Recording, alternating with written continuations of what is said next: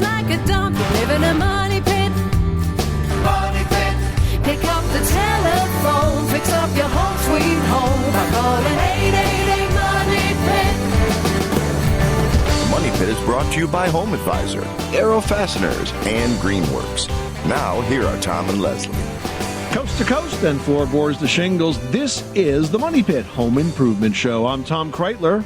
And I'm Leslie Segretti. And what are you planning for this weekend, for this week, for this day? If you'd like to get a home improvement or decor project done, you're in the right place because we're here to help you do just that. Need help solving a problem?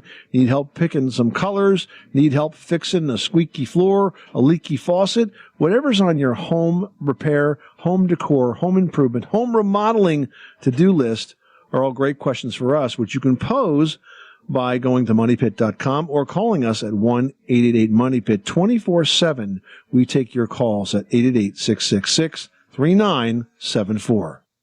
Coming up on today's show, we're going to talk about kitchen countertops. You know, that is really the most heavily used work surface in the home. But did you know that with a few changes, you can actually make those surfaces work harder for you instead of the other way around? We're going to share 3 ways to improve those countertops to make them a lot easier on you and your back and your eyesight. And according to a new survey by Lending Tree, single women are far outpacing men in home ownership. We're going to share those surprising stats and explore the reasons behind the trend in just a bit. And turning your master bedroom into a luxurious master suite is generally a great way to add value and style. But one common remodeling mistake can make the effort worthless. We're going to walk you through what you need to do to spike up the luxury and the value. But first, we want to know what you are working on, what you're dreaming of, what you're thinking of starting, or maybe what you need help finishing. Whatever it is, give us a call at 888-MONEYPIT. You'll get the answers. Plus, we've got a very fun set of tools to give away. Yep, from Arrow, we've got the T50 electric staple gun and the Arrow dual temperature glue gun, along with a supply of staples and glue sticks, all the stuff you need to take on lots of projects around your house. That package is worth $95, going to one caller drawn at random at 888-MONEYPIT. Now listen, whenever we have a giveaway on the show, here's how it works. You can call us 24/7, and if we're not in the studio, we'll call you back the next time we are, or you can post your question by going to moneypit.com, and we'll draw from that entire pool to give away that prize at random. So if you want to win it, you got to be in it. Let's have a question. Call us right now at 888-666-3974 or go to moneypit.com. All right, now I've got Judy on the line. Judy, what's going on at your Money Pit? Well, at our Money Pit, we have a problem in our basement. We have mold, and so we have people coming to look at it, and they're supposed to be working on fixing it. But I was wondering if there's something we can do instead of having to hire somebody to do it. We put a dehumidifier down there. I've cleaned it out as best I can, and so it's just an old 98-year-old house that we love, and we don't want it to do that. So what can we do? So, Judy, first of all, what kinds of folks are you talking to? Are these like basement waterproofers? They said they specialize in mold removal, and they told us that we had to get everything out of it's got 7 different rooms in it. So they said that we had to redo the gutters first, and that seems to really have helped. And we have a dehumidifier still down there, and I've cleaned it all out, moved everything out of 2 of the rooms where they did flashlights or something, and figured out that like a light that detects mold in the ceiling and 2 of the walls. And so they want to do those 2 rooms for sure. They said, I don't know what they do, but. Well, here's my concern. First of all, there's a lot of folks out there that claim to be mold detectives. The reason I asked you about waterproofers, because that's like a side business for those guys. The things that you did do in terms of improving the gutter system will definitely have a big improvement, because the reason it gets damp down there is because water collects the foundation perimeter. So clean gutters, extended downspouts, and soil that slopes away from the outside wall is the best way to dry out that going forward. Now, the mold that you are seeing, do you physically, personally see mold, or are they just telling you that it's there? And describe to me what you have seen. I've only seen. I mean, it's like to me it looks like the cement blocks, the porous stuff. You know, when you in between the concrete blocks. In between the concrete blocks, that you can see. It's almost like they're not really hard, and there's a places where it's So kinda, okay, so looks like it could decay or whatever you would want to call so it. does it look like white or grayish and kind of crusty? Gray and crusty. There you go. Yeah. So Yeah. that's not mold. This is exactly what I was concerned about. That is not mold. What you are seeing is simply mineral deposits. When those blocks get wet, and they're very absorptive, they're very hydroscopic, the water gets drawn into those walls, and then it evaporates, and it leaves behind its ground salt. And so all that stuff that you're seeing has nothing to do with mold. In fact, mold is not going to grow on concrete blocks because they're not organic. So I think you're definitely being misled. I would suggest that you not work with a mold remediation contractor, but if you want a good set of independent eyes on that place from somebody who doesn't have a dog in the hunt, so to speak, I would hire a home inspector, a home inspector who's a member of the American Society of Home Inspectors, have them look at the place, and let them tell you what they see. It may very well be that you don't have mold, and what you need to do is to dry that basement out, and maybe even once it's all dried out, you can clean off that mineral deposit. Usually it's a vinegar and water solution will make that disappear. And then maybe you can paint the walls with a damp-proofing paint to stop them from holding as much water or letting the water at least evaporate out. That's not the first thing you do. It's the last thing you do because you're not going to keep the water out that way, but that will be the last step in terms of making that room as dry as possible. But I think you can hold your money on the mold guys with the special flashlights that detect mold, because I've never heard of such a thing. That was kind of a giveaway right there. Okay. Well, that is something, but because they had some sort of, not just a flashlight, but some little gadget that they were looking on the ceiling, and they said, well, they thought on the wood in the ceiling area too that there was something that maybe there's not. So you think a home inspector? Yep. You want to go to the website for the American Society of Home Inspectors. That's ASHI.org. And you can use their Find an Inspector tool. You get somebody there. And the nice thing about ASHI inspectors is they have a standard of practice and a code of ethics where they cannot be involved in the repair work of anything on a house that they're inspecting. So you get complete independence of advice. Okay? Okay. Sounds perfect. Good luck, Judy. Much. You're very welcome. Thank you. Bye. And if you do call us with your home improvement question or post the question to moneypit.com, we have a handy set of tools we're going to be giving away to one lucky listener. That includes the Arrow T50 electric staple gun plus the Arrow dual temperature glue gun. The staple gun is pro grade and the glue gun heats up really fast. So they're two great tools. They'll be super useful for many things around the house. You can do crafts. You can do repairs. If you want some ideas and inspiration or some projects, go to arrowfastener.com. That prize pack is going out to one listener.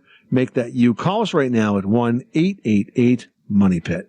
Randy in Delaware is on the line doing a bathroom project. Tell us how you're working on it. So a shower stall, an old shower stall was removed with, an old pan, just, all cruddy and moldy and outdated. So installing a new shower base, it's not a mud base. It's, preformed epoxy and, cement.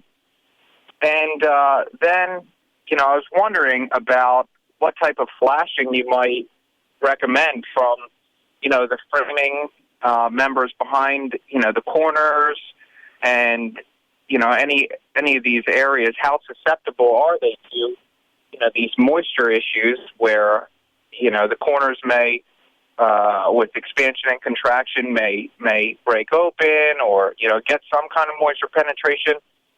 What's the extent of the, flashing system that you put behind cement board? Okay, so when you put on tile backer board, you don't flash like you would if you were, putting up shingles and intersecting with siding. I mean, essentially what you do is you put the pan in, you put the backer board on, you overlap the pan, and then you put the adhesive on and the tile right on top of that. I mean, that's sort of the normal procedure for doing a tile job. You don't really, flash the board any further than just making sure it overlaps the prefabricated pan. Is that what I'm hearing? You're using a prefabricated, say, a fiberglass tile pan? Right. But, there are a lot of recommendations out there to run like a 6 mil plastic sheet behind the backer board so that any penetration that, could occur in the future hits this plastic wall, it overlaps the pan, and in front of that, the backer board overlaps it. But anything that penetrates the backer board and the tile and all that hits this plastic and eventually makes its way to the pan. Never actually, getting to the framing members. I don't have a problem with that. But let me put it to you this way: for many years, the way that tile showers were done is they simply put the green board, the water-resistant drywall, right on top of the studs, and that was it. There was nothing more than that. So by putting on a tile board, you're already making it a lot more durable. And if you want to put a polyethylene sheet behind that, I have no problem with that.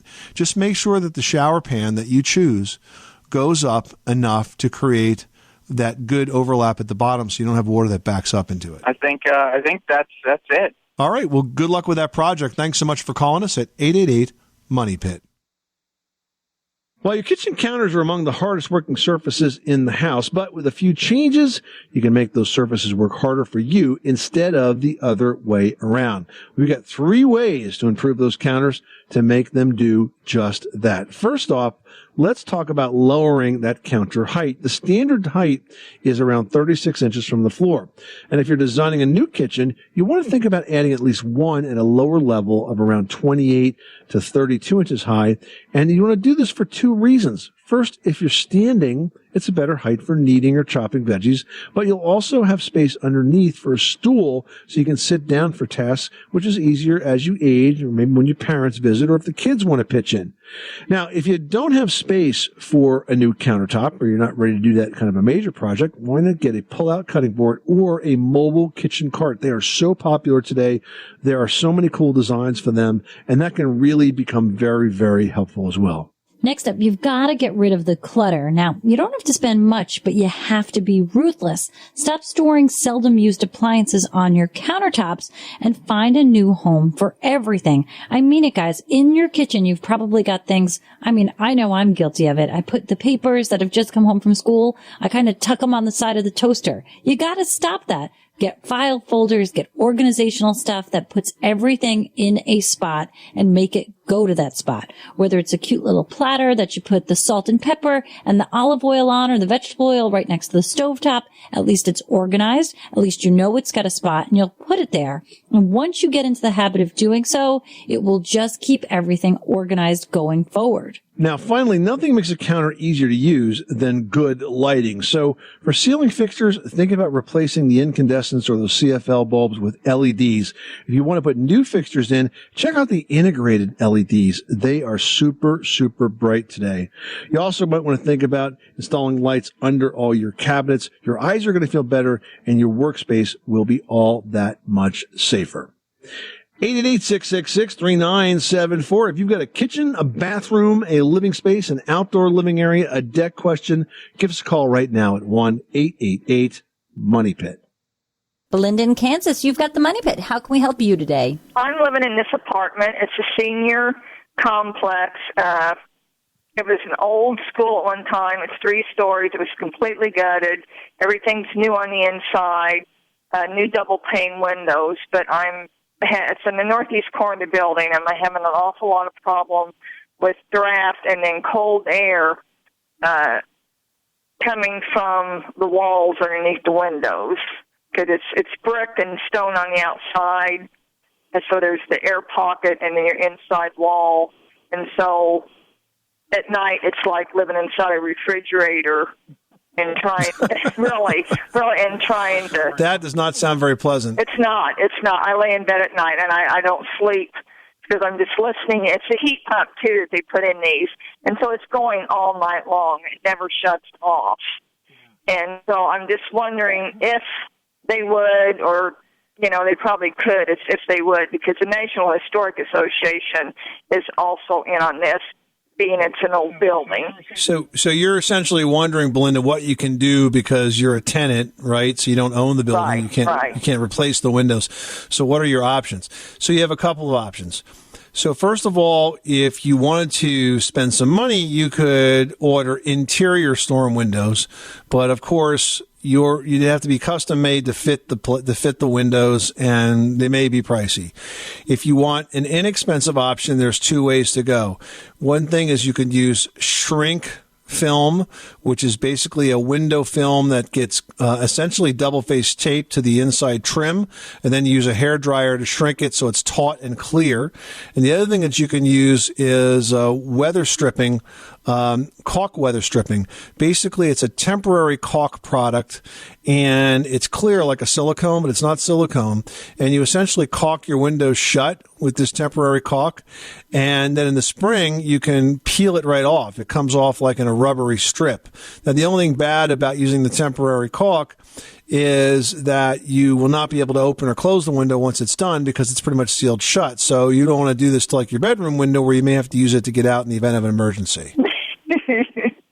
Actually, they pretty much tried all that. They see, the problem is the National Historic Association won't let them do a lot of stuff, and they hadn't caulked around the cracks where the frame of the windows meet the windowsill and along the walls. So they came up, they did that. So let me say that again, Belinda. We're not talking about caulking outside the window. We're talking about caulking inside the window. So basically right around the sash, where the sash meets the sill, where the sash meets the jamb, those are the areas that you typically would not caulk. You would never caulk. But if you use the temporary weather stripping caulk, you can caulk right over those seams where all of the air gets in. And then again, in the spring, you grab a little end of it and you peel it, and it comes off in usually one solid piece. It works quite well. You may have to order it if you don't find it on your store shelves. I know Red Devil makes one called Seal and Peel, so you can look up that brand. Belinda, thanks so much for calling us at 1-888-MONEY-PIT. I was visiting a friend of mine the other day who just bought an old home, and we were talking about how old it was, and he really had no idea. And I was standing in his kitchen looking at a super old sink, and I said, I can tell you exactly when this house was built. It's like, how are you going to do that, Tom?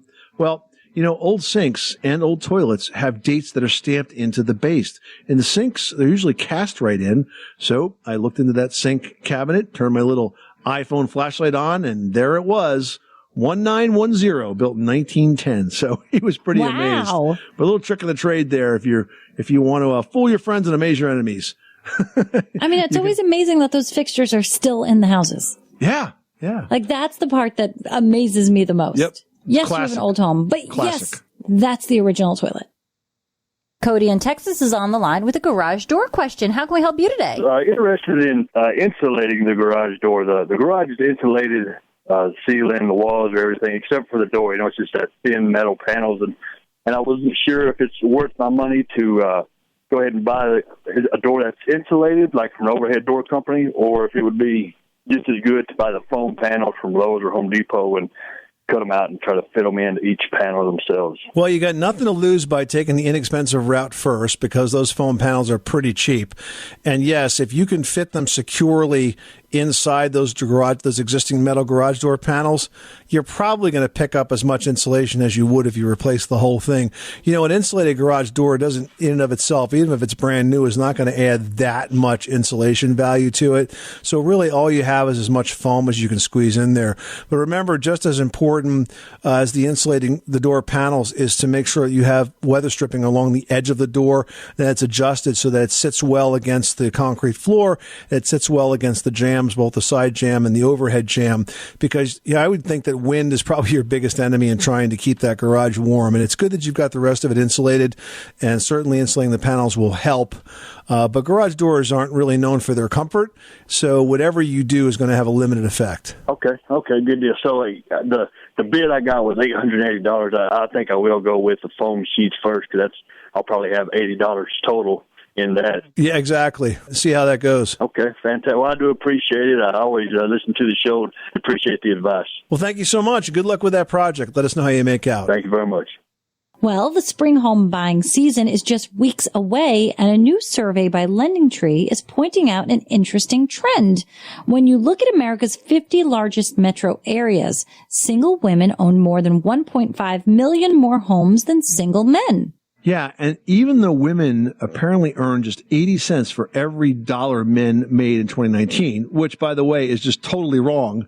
regardless of job. Yeah, it's super wrong. I don't mean it's incorrect. I mean, it's just ridiculous that is a fact. But regardless of the job type or the seniority, single women own considerably more homes. On average, they own around 22% of the homes, while single men own less than 13%. So that is pretty crazy. And they tend to invest in the value in home ownership more than men. They see it as not just a financial investment, but also as a place they can call their own. I think it's the nesting instinct. Yeah, and you know what? Caregiving responsibilities could also be another reason. According to the Pew Research Center, 21% of children live with their single moms, while only 4% live with the single dads. And even if a single woman doesn't have children, she's likely a caregiver in another way. Children over 18 who live with her, or maybe they're caring for an older parent. And it just makes sense to own your space. It's better to invest in something that you're putting money into than throwing away money for rent. And I think women really understand that. They are smart about stuff like that. And I bet you if we could figure it out, I bet you more women get home inspections on those houses than men, because men think they know it all, but you don't. This is the Money Pit Home Improvement Show. Give us a call right now with your home improvement question at 1-888-MONEY-PIT. All right, now we've got Lauren from Nebraska on the line. What can we do for you today? I live in an area where it's all a lot of clay in the soil, and we have a basement underneath of our house. And the walls have moved in a little bit from the pressure of the earth. And I notice in the summertime, when it's very dry, the earth pulls away from the house, and sometimes it's like an almost 2-inch gap of airspace. Huh. And I was just wondering, should a guy put something in there when that pulls away, or should he just leave it alone? I like to see those big gaps in there. I would be of the mind to tell you to backfill it and add additional soil and tamp it down so that you don't have those big gaps. So that wouldn't add more pressure when the soil gets the earth gets wet and it pushes back in? No, because I think it's going to expand equally in all directions. If it's not pressing on the walls as it is now, I don't think it's going to do that later. Okay, well, you answered my question. Thank you very much. You're welcome, Lauren. Thanks so much for calling us at 888-MONEY-PIT. Hey, have we got a handy set of tools going out to one listener who calls in their home improvement question or even posts it to moneypit.com? We've got up for grabs the Arrow T50 electric staple gun and nailer, plus the Arrow dual temp glue gun, along with a supply of staples and glue sticks worth $95. Both super fantastic tools that you will find a ton of uses for, from crafts to home repairs. If you need some ideas, because truly you're going to get them and find a million ways to use them right off the bat. But if you want some creativity help, check out arrowfastener.com. There's dozens of projects plans right there on their website. So don't be afraid. Give us a call, get your chance to win, and get started making some great projects. 888-666-3974. Cheryl in Wisconsin has a question about heating. How can we help you stay toasty? I have a large area downstairs. It's about 1/3. It's 11 by 36 feet, and about 1/3 of that we use for a dining and kitchen area, mainly when we have company. Mm-hmm. And I'm not looking to heat that whole area, just the area where we eat. And I was wondering if one of those oscillating space heaters would be a good idea, one of the taller ones. Well, look, here's the thing. I think your question is about efficiency, and most space heaters are not very efficient. They're only efficient if you're going to do what you're doing, which is to isolate the heat to just one very narrow space of the house. But if this is a big area, if it's 30-something feet long, it might be hard to do that. It's different if it's like one individual bedroom or something of that nature. But I will say that generally speaking, they're more expensive to run than your heating system on a BTU to BTU basis. In other words, comparing the cost to create a BTU in your main heating system versus the space heater. What kind of heat do you have? What kind of fuel do you use? Natural gas. Yeah, natural gas is always going to be less expensive than electric space heaters. But if you've got an area that's a little bit chilly, you want to just supplement it on a limited basis, like just when you're using that room for company or dining, I think it's okay. But there's just not very much that's efficient about the use of a space heater. Yeah, I was just thinking, right close to the table in the area where we eat. Yeah, but only in those limited circumstances when you're using that area do you want to use the space heater. Then you'll keep the heat down the rest of the time. Actually, our basement is still cold. When we have company, we really crank up the heat, and the basement is still really cold. we live in Wisconsin. Yeah, so even when the heat's up, it's chilly. Yes. So if you're just using it on a temporary basis to supplement it only when you're down there eating, then I think it's probably okay. But I think your original question is it efficient? No, it's just not. Okay, that's what I wanted to know. Good luck with that project, Cheryl. Thanks so much for calling us at 888-MONEY-PIT. Well, if you're looking for a great gift or a way to spice things up, a master bedroom renovation does that and more. Now, turning your master bedroom into a luxurious master suite is generally a great way to add value and maybe even a little romance. But one common remodeling mistake can ruin both, because if you make it, your spouse is going to be so mad that there's going to be no more action happening for a long time. Yeah, and that mistake is knocking down the walls of an adjacent bedroom to combine it into the new master suite, which can actually impact the value of your home negatively, since home value is largely based on the number of rooms and especially the number of bedrooms. If you take that wall out and eliminate a bedroom, it is very unlikely you're going to get that value back. But whether you're adding a space or not, using that space well is really the key to a lush master bedroom. So think about how you're going to use that space or how you'd like to use the bedroom and then plan from there. Yeah. And, think about those cozy little spots that you want to create and how you're going to use that space well, like a reading nook. Maybe you want to bring in a personal gym. Perhaps you want to put in a beautiful fireplace. Those are all very popular upgrades. And some couples even swear that adding his and her closets is just the boost their marriage needed. Drapes, window dressings, those also add ambiance like never before, as can updated lighting and dimmers. I swear to you, a beautiful light fixture in your bedroom will change everything. The ability to adjust that lighting depending on whether you're getting dressed or whether you are trying to get ready for an evening out, or if you're just waking up and you need just a little bit of light. It's really wonderful to have all of those options. So think about adding a really spectacular lighting fixture and then give yourself the world by adding a dimmer. I like to keep the lighting low in the morning. It's less frightening. I mean, especially when I look in the mirror. I wake up at 3 and all I have is light on, and it is terrifying. This is the Money Pit Home Improvement Show. Hey, we'd love to hear about your next home improvement project. Hey, you thinking about buying a house when the spring market heats up once again? We can maybe talk you through what kinds of repairs, what kinds of improvements you might want to make to your house based on the age of homes you're looking at. But whatever's on your to-do list, that and others, call us now at 1-888-MONEY-PIT. Jack in Nebraska is on the line with a flooring question. How can we help you? I want to put a new a floor in my basement, and somebody has told me that some of these new engineered wood products, like the snap-together floors, they said that some of those are okay for basement application now. Is there any truth to that? It's absolutely true. Now, just keep in mind that when it comes to wood flooring, there's pre-finished wood flooring, which is solid, and that's not rated for a basement. And then there's pre-finished wood flooring, which is engineered. Now, engineered flooring is essentially made up of many layers of wood. It's a bit like plywood in that you have different layers glued together at opposing angles, except with the engineered wood flooring, the top layer is hardwood. And it looks just like solid hardwood. In fact, once it's down, you really can't tell the difference. And because it's made of different layers that are glued together at opposing angles, it's dimensionally stable, and it can be exposed to moisture or humidity like you have in the basement without swelling and cracking and splitting. And so, yes, engineered wood flooring is a perfect choice for a basement. And if you want another option, you could look at laminate floor, also modular in the sense that it locks together.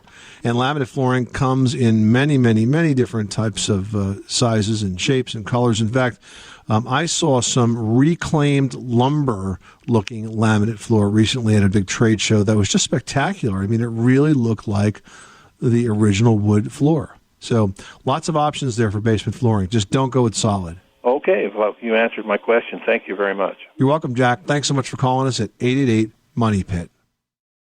Post your question just like Ronnie from New Jersey did. Now, Ronnie writes, the fan on my bathroom light fixture isn't working. This is a 20-year-old unit that has 3 components with each having its own switch. Light, fan, and a heat light, which has a timer that doesn't work. What's the simplest way to get things working again? Tear out the old unit and get a new one. I'm like, I haven't seen one like that probably since the 80s. I know. I think he's underestimating the age at 20. That sounds like a really old unit. I'll tell you what, Ronnie.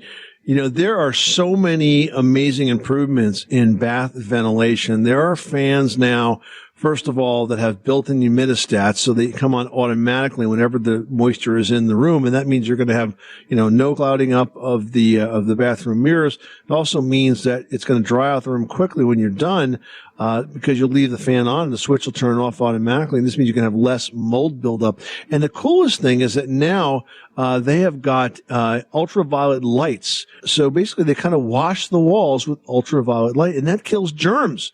So lots of reasons to pick up a new bath fan light. Not so sure about the heat light part of it, but the rest of the stuff is definitely worth having. Yeah, and you know what? Every time I think back to that heat light thing that we had in our bathroom growing up in the early 80s, which I think is the last time I've seen this, is it had that weird red light, and it sort of felt like you were at a fast food restaurant. Like, I'm a french fry, I'm staying warm for you.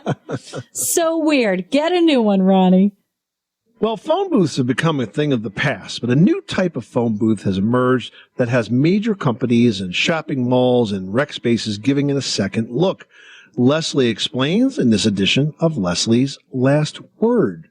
Yeah, you know what? The company is called Room, and it's really a fantastic idea because they make soundproof booths that can easily be added to any office environment or a shopping mall or recreational space. Basically, any sort of open space where you have a large gathering of people, you can have a moment of privacy. And the best part is that these rooms are beautifully designed, and they're super functional. And I mean, I know this is always a problem at our offices over at ABC. We're in big production spaces. A lot of people have to take phone calls with celebrity guests or, guests they're producing, or just even something with your kids, and there's never a place to go to that's quiet. So something like this is a great solution for these open plan office spaces that are so much more common today than they used to be. Now, the best part about Room is that they feature sound insulation. They've got 1.6 inches of sound insulation made from recycled materials that will tune out the noise. There's a built-in desk and a magnetic board, so you've got a lot of space if you're taking a conference call or working on ideas with a client. They're ventilated with 2 ultra-quiet fans that'll keep you cool. And if you started getting in an argument, it's going to really help you stay cool. Power outlets, 2 outlets, so you got everything charged up for your work session. They're soundproof. I mean, they're designed by leading acoustic experts, so private conversations can stay private. And they're flexible. This adaptive design makes it so that the booth is kind of easy to move around the office or right into the next one. And they're also sustainable. The soundproofing materials are made out of recycled plastic bottles, which means no more for the environment. And best of all, you don't have to worry about having the right amount of change to get that private moment of conversation. You just bring your own phone in there and go for it. There you go. You can check them out at room.com.